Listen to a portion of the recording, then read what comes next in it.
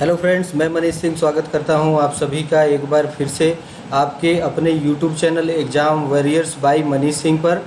आज फिर से हम हाजिर हैं फ्रेंड्स आपके सामने चर्चा करने के लिए टॉप 10 करंट अफेयर्स जो डेली का डोज 26 मई के नाम से आपके सामने उपस्थित है। तो फ्रेंड्स चलिए, आशा करते हैं आप सभी कुशल होंगे, सुरक्षित होंगे। हम चलते हैं प्रश्नों की ओर जो आज के टॉप 10 करंट अफेयर्स क्वेश्चंस हैं। तो हम चलते हैं पहले प्रश्न की ओर।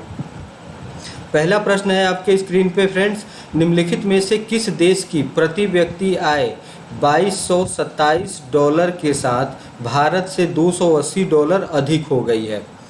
तो फ्रेंड्स यहाँ पे ये क्वेश्चन जो है वो इकोनॉमी से रिलेटेड क्वेश्चन है और एक डेटा आधारित क्वेश्चन है। तो यहाँ पे आप देखोगे कि भारत की जो प्रति व्यक्ति आय है उससे $280 अधिक हो गई है। और यहाँ पे ऑप्शंस दिए गए हैं फ्रेंड्स।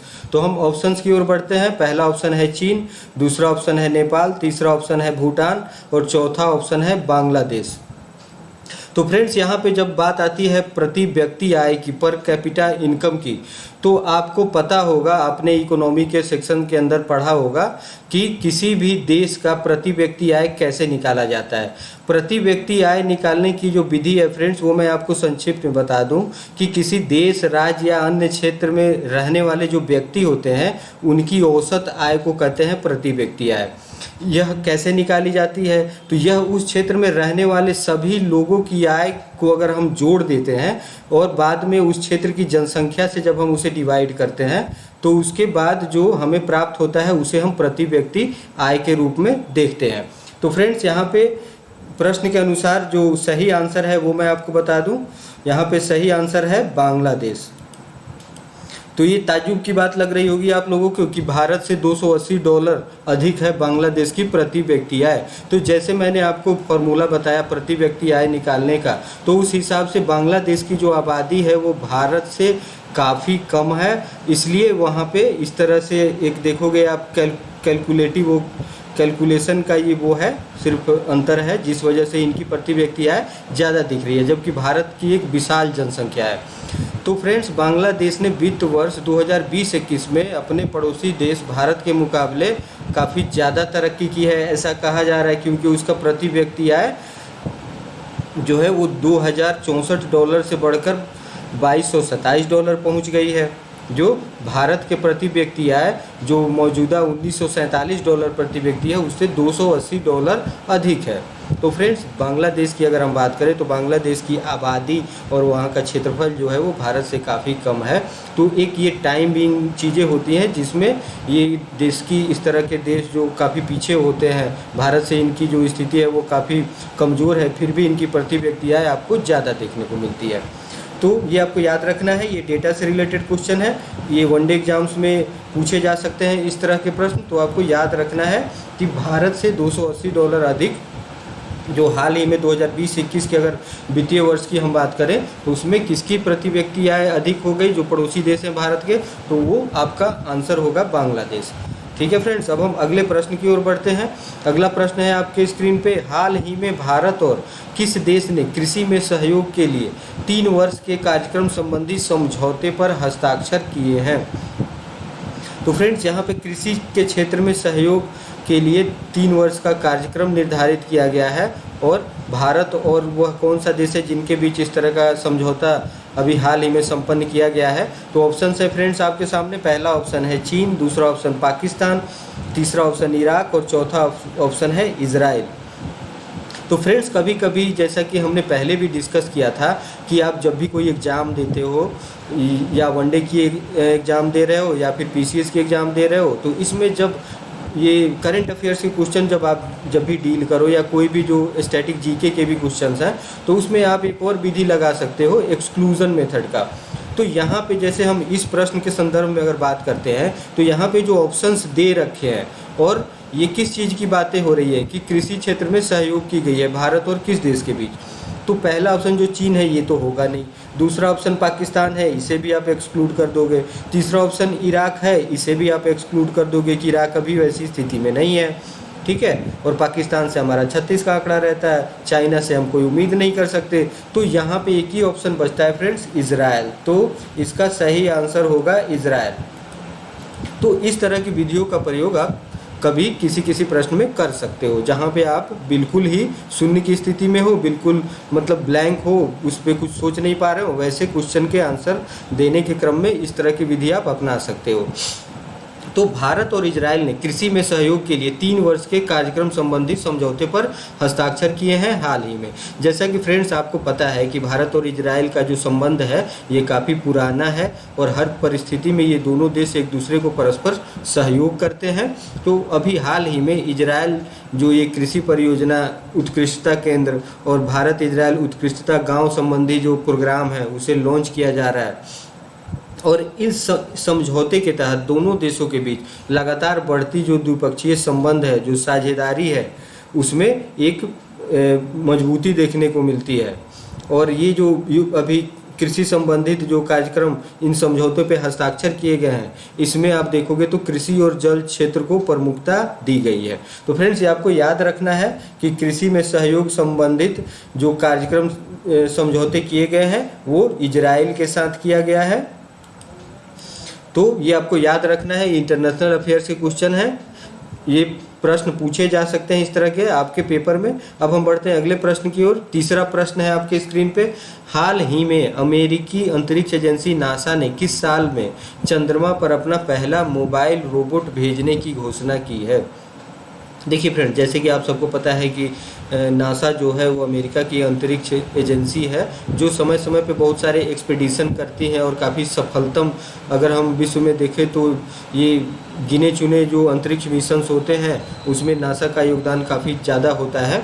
तो नासा का जो चंद्रमा पर अपना पहला मोबाइल रोबोट भेजने की जो परियोजना है वो किस साल ये निर्धारित की गई है, किस साल की समय सीमा जो है वो घोषणा की गई है?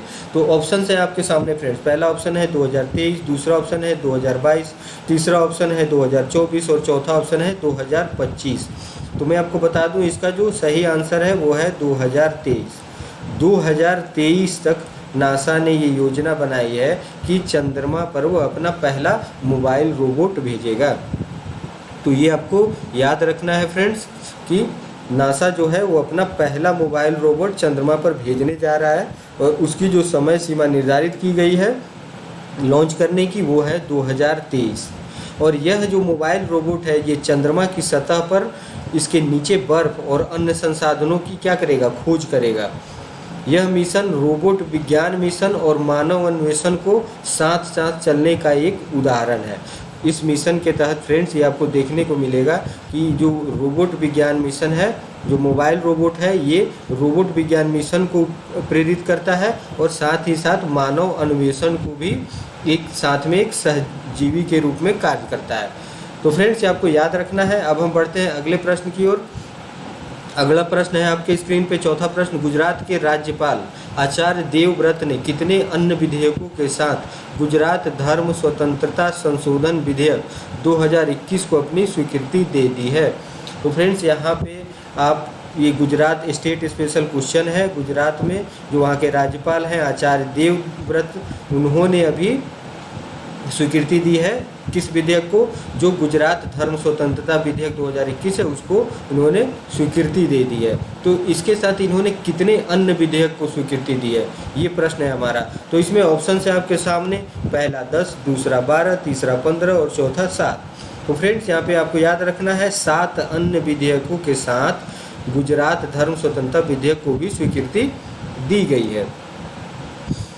अगर हम इस बिल की बात करें फ्रेंड्स तो ये बिल मार्च 2021 में राज्य विधानसभा के बजट सत्र के दौरान पारित किए गए थे।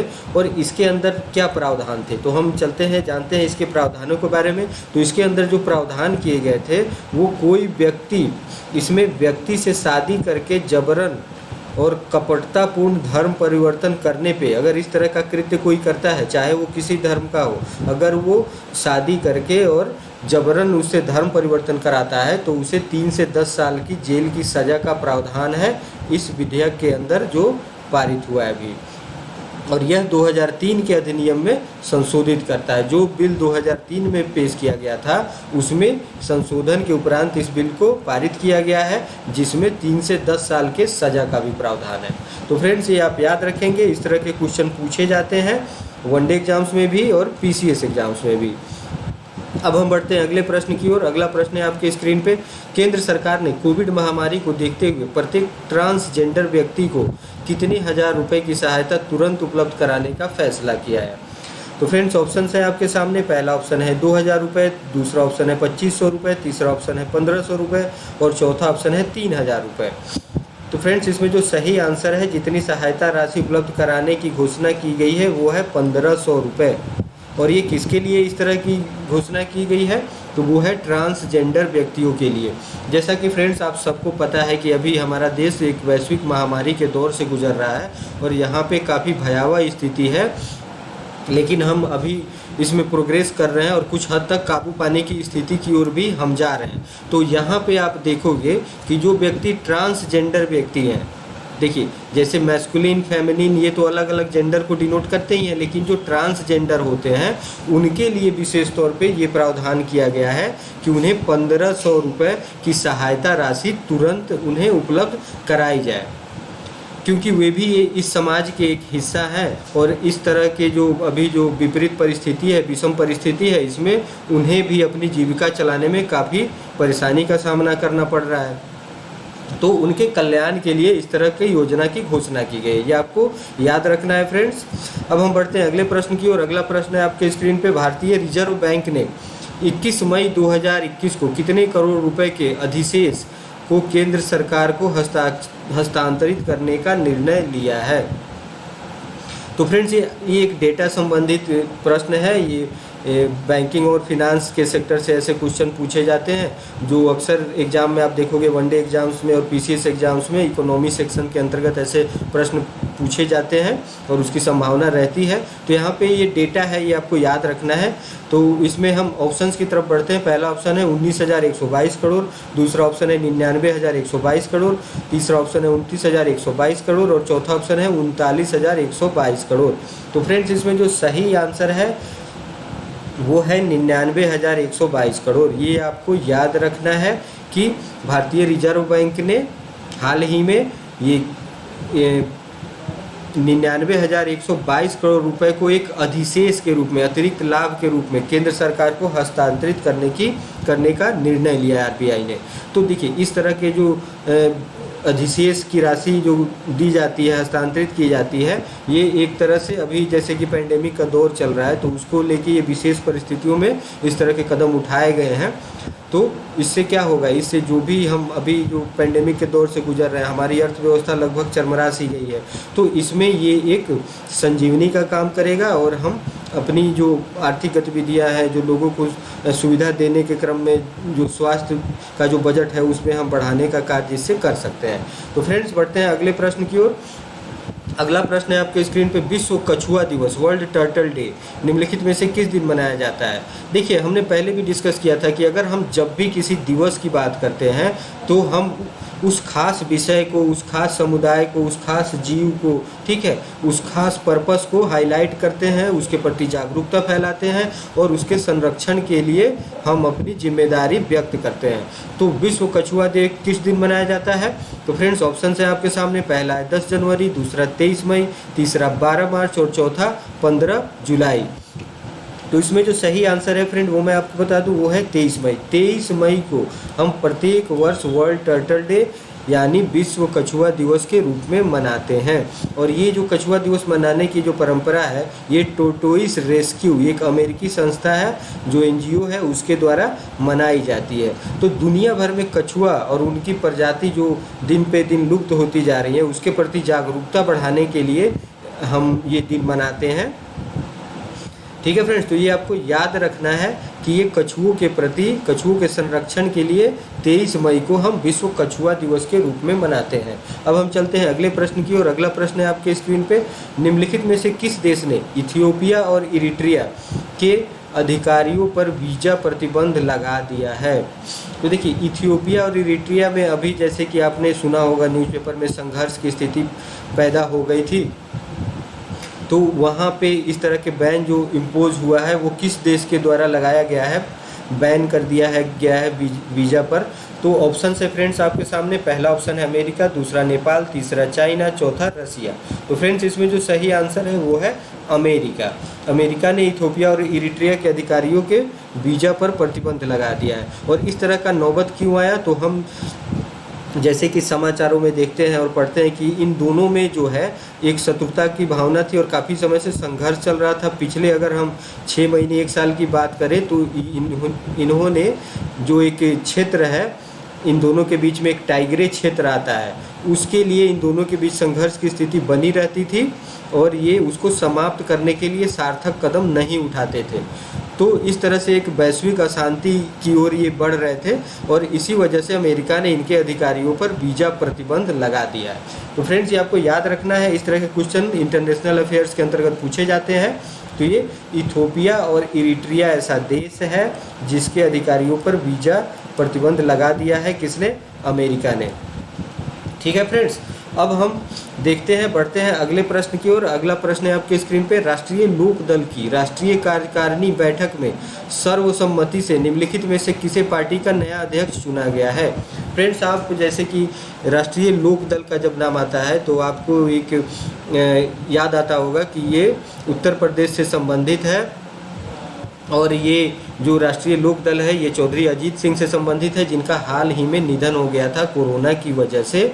ठीक है, तो आरएलडी की जो कार्यकारिणी की बैठक हुई तो उसमें किसे पार्टी का नया अध्यक्ष चुना गया है उनके निधन के बाद। तो फ्रेंड्स ऑप्शन है आपके सामने, पहला ऑप्शन सुनील सिंह, दूसरा सत्यपाल सिंह, तीसरा जयंत चौधरी और चौथा मोहन चौधरी।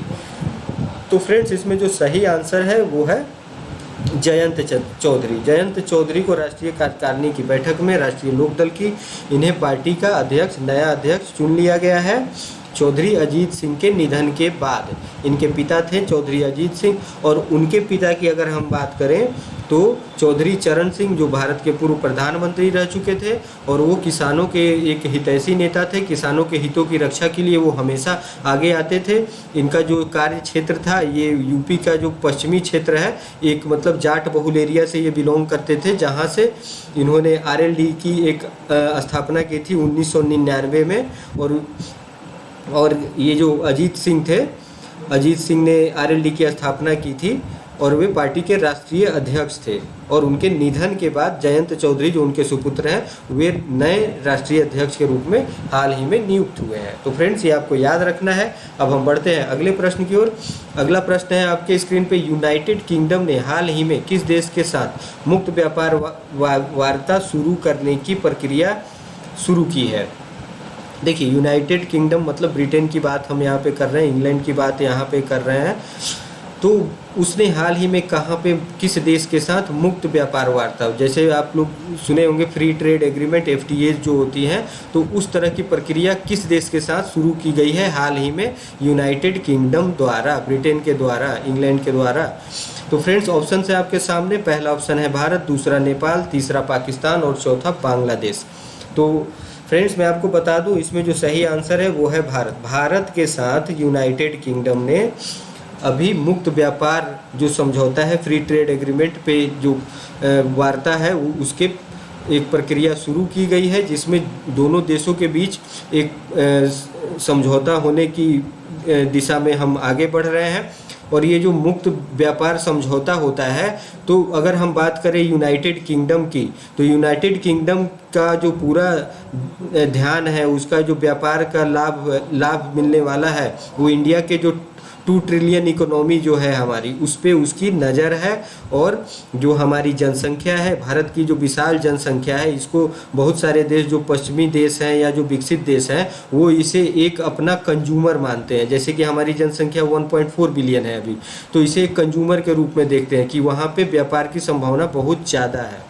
ठीक है, और जो यूके है, ये जो विभिन्न बैरियर्स लगाए जाते हैं ट्रेड पे बिजनेस करने के लिए, उसमें कुछ रिमूवल्स की बात करता है और कुछ टैरिफ्स के भी रिमूवल्स की बात करता है। तो उसी दौर की वार्ता जब दोनों में एक सहमति बन जाएगी तो ये फ्री ट्रेड एग्रीमेंट को एक दिशा दिया जाएगा और एक अंतिम रूप से इस समझौते को सक्रिय रूप से ये जो प्रक्रिया शुरू हुई है, तो इसे हम समझौते को अंतिम रूप दे सकेंगे और दोनों देश के बीच मुक्त व्यापार समझौता जो है वो संपन्न हो पाएगा। तो फ्रेंड्स, ये आपको याद रखना है कि यूनाइटेड किंगडम और भारत के बीच FTA के अंतर्गत व्यापार समझौते की वार्ता चल रही है।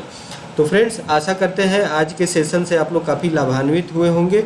तो फिर हम कल हाजिर होंगे कल के टॉप 10 करंट अफेयर क्वेश्चन के साथ, जो आपके आने वाले एग्जाम्स में काफ़ी वाइटल रोल प्ले करेंगे और आप अच्छा स्कोर कर पाओगे किसी भी एग्ज़ाम्स में, चाहे कोई भी एग्ज़ाम्स हो फ्रेंड। जैसे कि आप जब कोई एग्ज़ाम देते हो तो उसमें करंट अफेयर का भी बहुत बड़ा रोल होता है, तो आप करंट अफेयर्स के क्वेश्चन को बखूबी डील करोगे। बस इसी तरह आप हमारे साथ जुड़े रहिए डेली टॉप 10 करंट अफेयर्स के साथ, और हम कल फिर मिलते हैं अगले डेली के डोज के साथ। तब तक आप लोग कुशल रहें, स्वस्थ रहें। धन्यवाद।